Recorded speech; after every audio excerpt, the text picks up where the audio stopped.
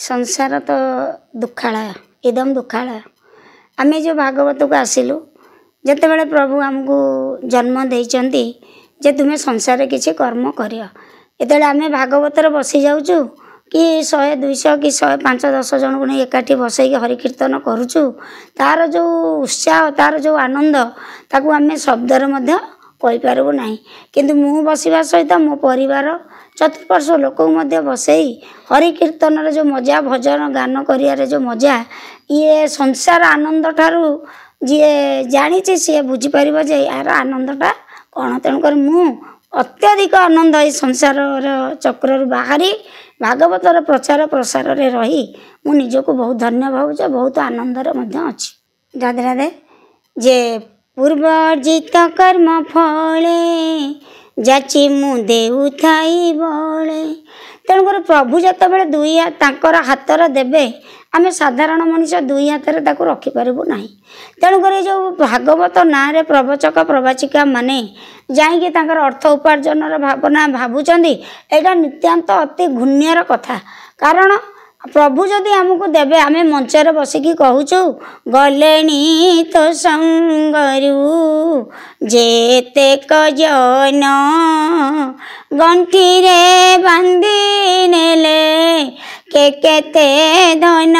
रे के केते धन आम जो मंचर बसुचु श्रोता मानक यही शब्द ही कहूँ जे संसार रे किछि नहीं माया संसार पुओ जीवनी झील जीवनी कहीं कहार नुहे आम कौन करूँ संसार कहीं किछि नहीं कि जाइना आम किछि नहीं कि जीवानी ये मोह माया लोभ किंतु आम जदि भागवत को नहीं तांकु अर्थ उपार्जन करूँ ताठारू आउ घुण्यर कथा किछि नहीं। तापर गोटे शब्द कही धन अर्जिबू धर्म करी धर्मे प्राप्त नर हरि आम जो मार्ग रे धन को रोजगार कर धर्म मार्ग रे काटू असत उपाय आनिबानी भागवत को रामायण को रामचरित मानस को श्रीमद् भगवत गीता को ए प्रवचन देई आम जो मैंने भी नौचंदे या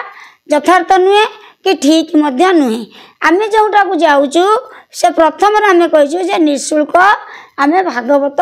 प्रचार प्रसार करूँ आम आड़ू कौन डिमांड नहीं आम कहाठार